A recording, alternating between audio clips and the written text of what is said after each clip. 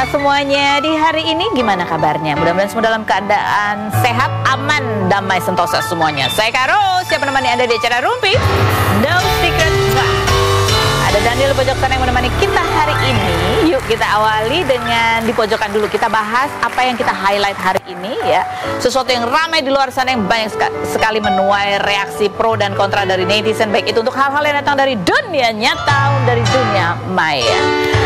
Ini tampaknya dari dunia yang agak-agak membingungkan juga ya buat AQ ya. Karena dari tanggal berapa sih, 30 Januari kemarin ya, kayaknya sudah ada tuh postingan diputuskan pengadilan berkaitan dengan sengketa antara pencipta lagu dan penyanyi, yaitu antara Ari Bias yang menciptakan lagu Biar Saja yang dinyanyikan oleh Agnes Monica.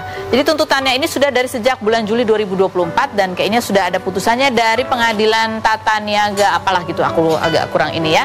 Dan hasilnya adalah Agnes Monica-nya bersalah dan harus bayar 1,5 miliar ke Ari Bias. Hah? Ya ini kan aku juga bisa baca ya, diputus bersalah, wajib bayar royalti 1,5 miliar ke Ari Bias gitu. Nah ini yang menarik adalah karena kayaknya sepanjang pengetahuan aku kemarin waktu wawancara beberapa orang gitu ya, bahwa kan sebetulnya yang kalau bayar royalti itu dari IO-nya lapor lagunya yang dibawain ini, kemudian pembayarannya berdasarkan tiket atau apa sebagainya gitu ya. Nah ini keterangan dari kuasa hukumnya Ari Bias, ada kita lihat.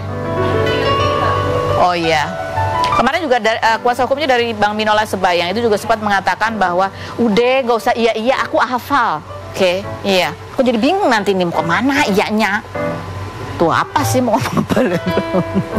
Kalau Minola meluruskan, dia bilang bahwa yang di luar sana itu bahwa itu adalah tanggung jawabnya IO, menurut dia tidak benar. Tetapi penyanyi itu memang yang berkewajiban untuk minta izin ke pencipta lagu apabila dia ingin menyanyikan lagu tersebut. Gitu ya, karena itulah yang menjadi dasar kenapa Agnes Monica kemudian diputus bersalah. Dan ini juga ada postingan dari Ahmad Dhani juga. Kalau Piu ini kan dari ketuanya ikatan apa sih, Aksi Bersama gitu ya. Ini juga dari Ahmad Dhani. Ahmad Dhani juga masuk dalam organisasi apa sih, Aksi Bersama itu yang dengan bersama pencipta lagu yang memperjuangkan royalti para pencipta lagu. Tapi kan sekarang Ahmad Dhani juga duduk di DPR ya. Tadi aku tanya dia tuh komisi berapa Ahmad Dhani? Hah? Nah, kalau dari Ahmad Dhani itu bilang dia sudah berusaha menghubungi Agnes tapi tidak direspon, dan saya tidak bisa menghalangi anggota Aksi Bersatu, mohon maaf salah, untuk menuntut keadilan katanya gitu ya. Jadi memang kayaknya ini sudah diusahakan jalan untuk musyawarah tapi tidak direspon sehingga akhirnya menempuh jalur hukum. Nah yang menarik adalah Melly Goeslaw juga ikut berkomentar. Nah kenapa menarik? Karena Melly Goeslaw ini juga sama-sama dari partai yang sama kan dengan Ahmad Dhani dan juga sama-sama menjadi anggota DPR sekarang, tapi berbeda. Aku nggak tahu ini berbeda pandangan atau apa gitu ya. Kalau menurut Melly dia bilang dia heran dengar cerita tentang kasus perdata lagu yang tuntut penyanyi karena penyanyi bawain lagu dia. Perasaan saya udah jadi pencipta lagu 29 tahun baru sekarang dengar kejadian kayak gini. Karena menurut saya sesuai dengan undang-undang setiap penyelenggara wajib membayarkan royalti pada pencipta lagu atas lagu yang dibayarkan diselenggarakan. Jadi menurut dia promotor atau IO yang bayar, bukan penyanyinya, dan itu dikolek oleh lembaga yang namanya apa tuh? LMKN gitu kan. Cuman mungkin ada beberapa pencipta lagu yang merasa kok dia dari LMKN lagunya dapatnya sebulan cuma 170.000 lah berapa gitu ya. Terus kalau menurut Melly lagi bahwa kedudukan penyanyi dan pencipta lagu itu harusnya juga setara gitu ya. Benar, saya sebagai yang sedang menyusun revisi undang-undang hak cipta, saya minta penjelasan seterang-terangnya nih, sekaligus edukasi untuk masyarakat, jangan sampai ada yang salah persepsi di masyarakat. Oke, kayaknya masyarakat sih nggak salah persepsi ya. Mungkin yang bingung itu adalah penyanyi dan pencipta lagu, ya kan, sama IO. Itu kayak pusing banget gitu, kayak aduh gimana nih gitu ya. Coba kita lihat. Ini komentarnya Melly Goeslaw, di like dikasih heart sama Agnes Monica. Agnes Monica sejauh ini belum memberikan komentar apa-apa.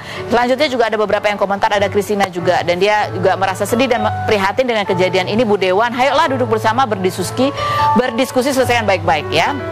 Berikutnya juga ada komentar dari Rosa juga, kayaknya ya Love ini aku nggak tahu, ini mungkin arahnya lebih mungkin dia sependapat dengan pendapatnya Meli gitu ya. Nino Kayam juga, semoga lingkar tali percaya antar penyanyi dan pencipta lagu bisa tetap terjaga dan terus bahu membahu ya. Ini mungkin karena ada masalah komunikasi yang tidak jalan ya. Berikutnya adalah Rahman Maulana juga, gue sangat mendukung banget Teh Meli, asli gue pasti akan di belakang lu Mel. Paling benci gue kalau ada orang atau sekelompok orang yang merusak ekosistem hanya untuk kepentingan dianya aja. Dan di Indonesia ini sudah menjadi sangat lumrah yang akhirnya negara kita akan terus jalan di tempat, bahkan tenggelam, tidak pernah ada kemajuan di bidang apapun. Agnes Monica juga kasih emoticon love. Kemudian ada lagi komentarnya, ada lagi dari Indra Aziz ya, ini vokal coach yang dia bilang bahwa sebaiknya memang ya kalau dengan kekisruan yang masih belum jelas ini, ada baiknya penyanyi itu juga pernah komentar gini, itulah pentingnya singer juga harus bisa buat dan punya lagu sendiri-sendiri, katanya gitu ya. Tapi kalau menurut aku yang terpenting adalah, aku pernah wawancara deh, ruwet banget pokoknya. Komentar netizen aja kita baca, ada nggak? Padahal lagunya kalau dinyanyiin penciptanya belum tentu enak, bagus, ada yang mau nyanyi dan tetap bayar royalti. Oke. Yang berikutnya, padahal si Agnes bawain lagu bilang aja, tapi dianya kagak bilang. Ini kocak sih. Dia bilang aja, dia kagak bilang sama si Ari, jadi kena denda deh. Yang berikutnya ada lagi, hargai pencipta lagu. Mungkin kita bisa nyanyi, tapi kalau nggak ada yang menciptakan lagu yang bagus, mau apa lo, katanya gitu. Jadi pengen nyiptain lagu, siapa yang mau nyanyiin, katanya gitu. Yang berikutnya ada lagi, 1,5 M bagi dia kecil. Jadi ini dari berdasarkan penampilan konser di 3 kota yang berbeda ya, 3 kali. Jadi mungkin yang jatuhnya 500 juta per kota gitu ya. Udahlah, ini emang baiknya ngobrol aja deh berdua ya. Iya kan? Kita bingung, masyarakat mah bingung. Jadi itu anggota DPR tuh sama Ahmad Dhani sama Meli kan udah sama-sama di DPR nih. Nah, ngobrol deh. Nanti kita tinggal tahu beres. Kita menuju ke bintang tamu kita yang pertama yang juga kemarin baru menunaikan ibadah umroh. Ada Ira Wibowo, kita lihat dulu profilnya berikut ini. Kita sudah bersama dengan Ira Wibowo. Assalamualaikum Ibu. Waalaikumsalam. Ini baru masih suasananya masih ini ya, masih kebawa tenangnya, damainya gitu nggak sih? Iya sih, kebawa pulang sih. Kebawa pulang masih ya, masih berasa kental banget. Ini dari postingannya Ira kemarin yang baru saja menjalankan ibadah umroh. Terima kasih ya Allah, ku sudah boleh menjalankan ibadah umroh. Merasa semuanya begitu dimudahkan, begitu khusyuk, dan tidak bisa dilukiskan dengan kata-kata saat melihat Ka'bah dengan mata kepala sendiri untuk pertama kalinya. Masya Allah, kayak gitu ya. Oh. Ya apa sih ceritanya kamu sampai akhirnya, ini kan banyak cerita sebetulnya menuju perjalanan sampai akhirnya berangkat aja tuh kan ada cerita tersendiri, ada nggak? Iya, aku udah beberapa kali memang niat gitu ya kepengen berangkat umroh, tapi selama ini tuh ada aja gitu yang menghalangi. Kayak waktu itu aku udah niat, udah punya dengan teman-teman mau berangkat gitu. Waktu itu masih bikin sinetron dan masih promo gitu. Jadi sebetulnya kan belum mau tayang gitu ya. Aku pikir oke, ini bisa lah masuk gitu. Tapi terus katanya nggak bisa. Ini kita sebentar lagi mau tayang, jadi harus syuting. Akhirnya ya udah, teman-teman aku berangkat, aku nggak bisa ikut. Dan belum jadi tayang. Tetap belum jadi tayang. Ada aja gitu. Nah, kali ini tuh bener-bener yang rencananya juga sebetulnya cukup mendadak. Aku berangkat dengan sahabat-sahabat aku dari Malaysia. Itu dari awal tuh kayak udah dimudahkan semuanya kok ya, bener-bener di tanggal-tanggal yang memang aku kosong, padahal sebelumnya sibuk banget, sesudahnya padat banget, tapi bener-bener yang di jadwal itu tuh aku kosong gitu. Jadi ya udah, aku emang udah kepengen banget gitu kan, jadi berangkatlah. Dan selama di sana juga gitu kayak kan orang suka banyak cerita gitu ya, nanti ada hambatan ini, ada cobaan itu gitu, tapi kok aku ngerasa kayak bener-bener iya dimudahkan banget gitu semuanya. Rasanya bahagia. Bahagia gitu. Banget. Terus apa? Kamu sampai nggak bisa menggambarkan dengan kata-kata ya, melihat Ka'bah untuk pertama kalinya, suasananya di situ. Itu apa sih yang terus-menerus mungkin ada di benak kamu tuh apa? Iya kalau Ka'bah itu kan maksudnya kita sholat kan selalu menghadap sana, tapi kan kita nggak pernah lihat gitu ya. Itu waktu lihat pertama kali itu bener-bener ya itu nggak bisa digambarin dengan kata-kata. Ya haru, bahagia, seneng banget bisa terundang ke Tanah Haram. Terus juga sejak awal aku mau berangkat itu memang aku udah nyiapkan ini Papa kan belum sempat umroh gitu di masa hidupnya. Jadi memang ya dari awal aku udah niatin aku pengen badal umroh untuk Papa. Situ juga kamu cerita pada saat kamu badal umroh tuh kamu sendiri dan kamu ngerasa tenang gitu dan kamu merasa bahwa ya almarhum tuh ada gitu. Iya, menggandeng kamu. Rasanya kayak ada di samping aku, ikut tawaf bareng aku, jalan bareng aku. Dan itu juga walaupun bukan musim haji gitu ya, tapi mungkin karena udah ya, musim dingin puasa. gitu, jadi rame sekali.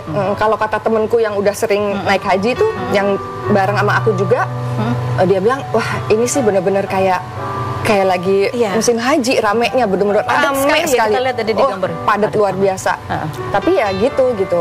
Ketika tawaf itu, bahkan ketika aku jalan sendiri pun tuh nggak ada rasa khawatir apapun, walaupun kayak berjejal gitu ya. Kalau di Mekah itu kan lumayan gitu ya, rame. Tapi kayak ada yang jagain aja terus, lancar aja terus. Itu yang kamu rasakan. Atau ada apa lagi, kejadian apa mungkin pada saat kamu lagi berdoa, ada apa gitu, ada yang lewat atau ada yang menyapa atau apa gitu nggak? Enggak sih, yang paling berasa ya waktu badal umroh untuk Papa itu, bahwa ada Papa di samping aku.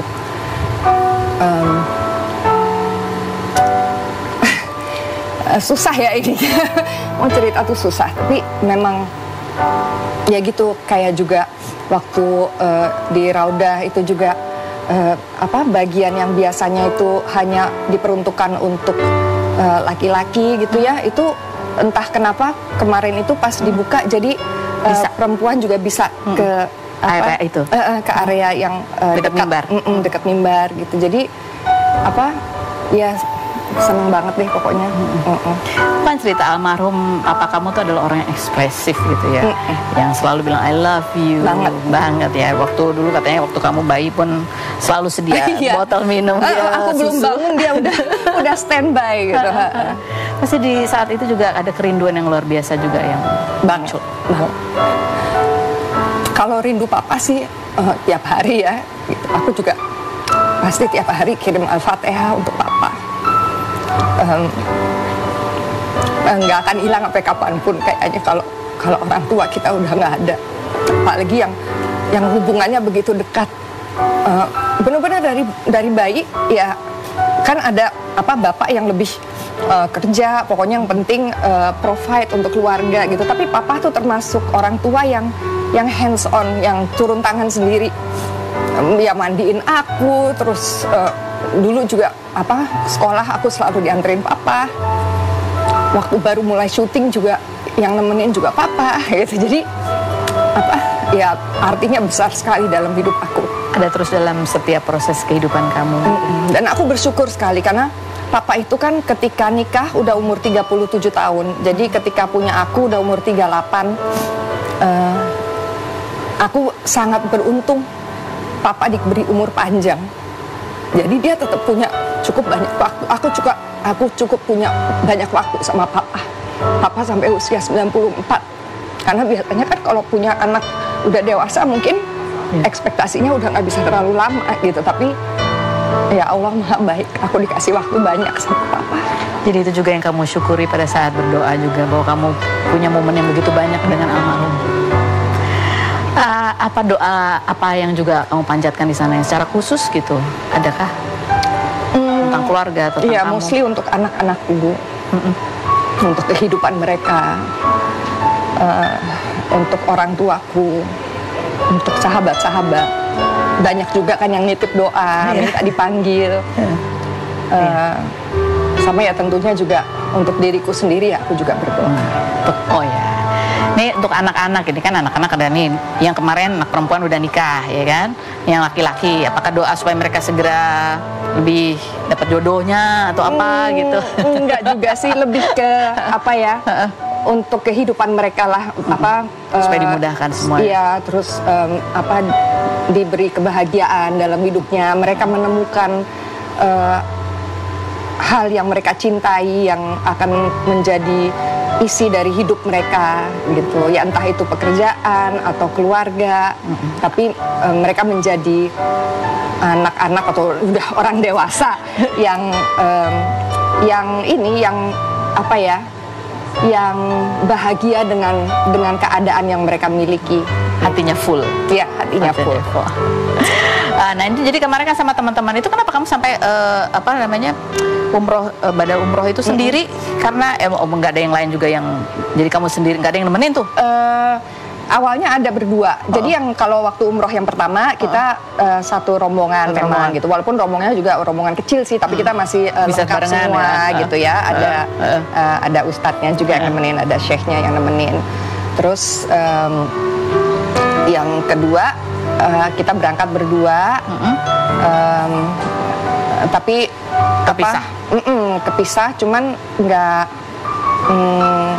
ya kita udah janjian nanti kalau ini ya pokoknya kita jalanin aja, ikutin langkah kita aja, ikutin yang dibimbingnya seperti apa gitu.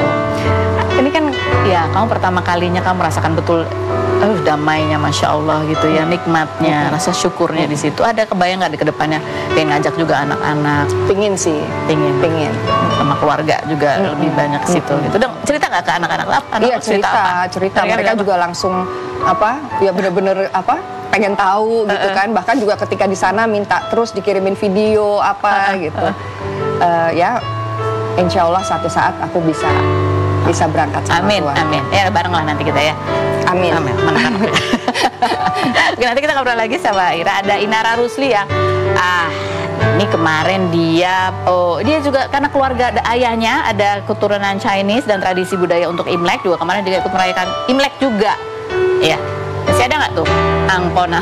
Kita lihat dulu profil ya berikut ini. Baik, kita kembali sudah bersama dengan Inara Rusli.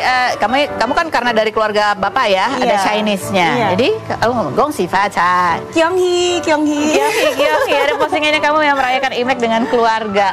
Jadi ini keluarga yang masih merayakan? Masih. Siapa? Datang ke tante dari atau keluarga besar papa? Keluarga besar bapak. Jadi adik-adik dan kakak-kakaknya papa. Oke. Nah terus habis gitu apa aja sih biasanya yang kamu lakukan nih? Ya pastinya bagian angpau. Kamu bagian angpau ke saudara-saudara yang lebih muda dan yang belum nikah, ponakan dan yang belum nikah. Sama juga kasih ke kuku aku, ke tante-tante aku. Jadi sebenarnya angpau itu bukan cuma kita berikan ke orang yang belum nikah aja atau yang lebih muda, tapi juga kita bisa berikan angpau itu ke orang yang lebih tua atau yang istilahnya kita tuakan gitu, yang kita hormati. Kakak. Aku punya. Asik. Apa tuh? Oleh-oleh. Oleh-oleh dikasih live loh. Wow, pulang dari Jepang nih ya. Iya, dari Disneyland. Oke. Nah, ini kan kamu kan kemarin tahun lalu sempat juga posting gini, terus banyak orang yang kayak, "Kok ngapain sih kamu merayakan gitu-gitu ya kan?" Iya.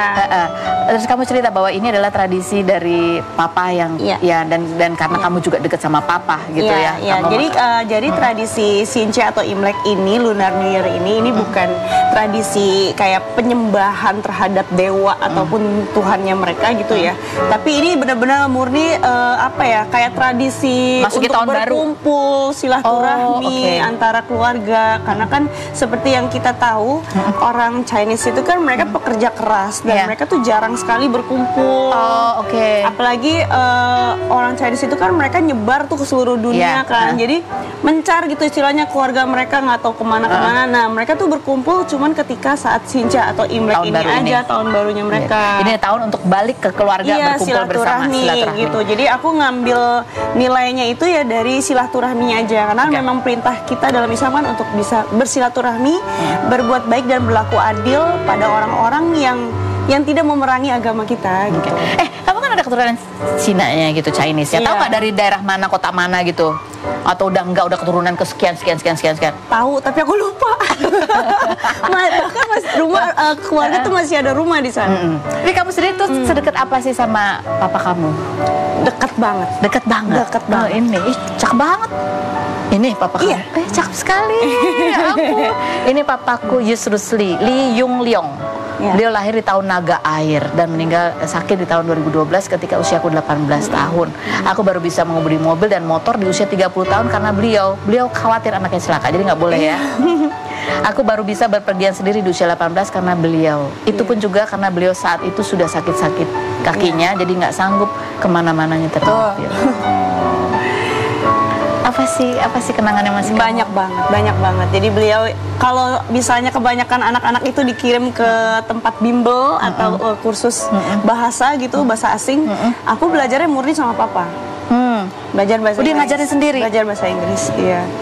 Terus aku diajarin banyak hal termasuk manajemen bisnis kayak gitu. Dagang itu papa juga bisnis? Iya. Oh, oke. Terus ngatur keuangan, terus juga ini sebenarnya bukan ngatur keuangan sih, lebih kayak harus amanah sama uang gitu. Terus sama kan aku memang dari kecil udah ikut casting, photoshoot kayak gitu kan, model anak kecil gitu. Itu papa yang nganterin kemana-mana. Sampai aku remaja, casting, syuting itu papa yang nemenin. Terus apa yang kamu ingat sih, pesan yang mungkin berulang-ulang disampaikan papa yang itu membekas sekali kamu ingat dan menjadi nilaimu juga? Jangan, apapun yang terjadi, jangan pernah melepas tali pertolongan Allah. Apapun yang terjadi, jangan pernah melepas tali pertolongan Allah. Itu. Artinya ya, apapun kita harus serahkan sama Allah. Kita harus berserah diri sama Allah. Itu ya. Tapi papa kamu ganteng banget, gak pengen main sinetron juga waktu itu? Waktu itu dia nggak ikut casting apa gitu? Papa nggak ke situ passionnya. Beliau tuh sukanya bisnis, terus politik. Dulu papa tuh dulu sempat jadi gabung ke parpol. Ingat nggak dulu papa tuh nasihat apa ke kamu soal cari pasangan? Ada nggak? Inilah nanti kalau gitu apa ada nggak? Papa cuma bilang gini, pokoknya kalau misalnya ada yang mau datang ngelamar kamu harus ngomong sama papi ya. Papi mau tanya apa sih? Aku paksa, papi mau tanya apa gitu kan. Enggak, papi mau tanya kalau kamu udah nggak ada duluan, dia mau nikah lagi nggak? Oh gitu. Aku jauh banget Lilia, visioner. Jodohnya aja belum ada. Ini postingan apa nih? Kenapa ke situ sih langsung ke postingannya dia yang kemarin? Oh dia bilang ya kan. Bukan yang kata nikah bukan buat bercanda. Sama satu lagi yang dia bilang, pokoknya nasihat-nasihat pernikahan ya kan. Pokoknya kalau suami itu baik sama istrinya, ya ekonominya juga bagus ya kan. Yang hobi belanja. Satu lagi. Bukannya ini, yang satu lagi. Nah. Bukannya ini, satu lagi. Buat istri yang hobi belanja, beli perhiasan, beli aset, semangat, terusin hobinya katanya gitu. Percaya aja deh Pak, katanya istrinya cerdas kelola uang. Betul. Jangan lupa untuk dibimbing ibadah istrinya, karena itu juga merupakan nafkah. Sering-sering ajak istri ngumpul di lingkungan yang salihah biar kalian istiqomah dalam kebaikan. Ya kan, biar makin roket, makin istri dimanja, makin berkah dan kaya raya dunia akhirat. Ini ngomong berdasarkan pengalaman, bukan katanya. Kita pengen tahu tuh pengalamannya kayak gimana sih? Tapi emang benar. Kayak gimana maksudnya? Jadi ketika kita masih single, sedekah yang paling besar itu kan memang ke orang tua ya. Pertama diri sendiri dulu nih, kemudian orang tua. Tapi ketika kita posisinya sudah menikah, sedekah yang paling besar itu sebagai seorang imam adalah ke istrinya. Kamu ngerasa ada momen-momen ketika itu ekonomi bagus? Iya, aku ngerasa. Maksudnya kalau untuk masalah ekonomi ya, masalah uang, aku terus terang dia nggak pernah yang berhitungan yang karena itu rezeki kalian juga bagus. Iya, makanya kayak apapun kayak aku dikasih, dibeliin kayak gitu. Terus dia juga nggak pernah berhitungan. Jadi aku ngerasa dari situlah rezekinya itu makanya lancar. Jadi ibu suka belanja apa sih sebenarnya? Banyak. Dan kemarin salah satunya karena kita emak-emak, sekalipun kita dikasih uang belanja yang besar, pasti kebutuhan yang paling banyak kita beli itu anak-anak. Oke, termasuk kebutuhan anak-anak untuk liburan ke Jepang. Selain berikut jangan kemana-mana, tetap di Rumpi.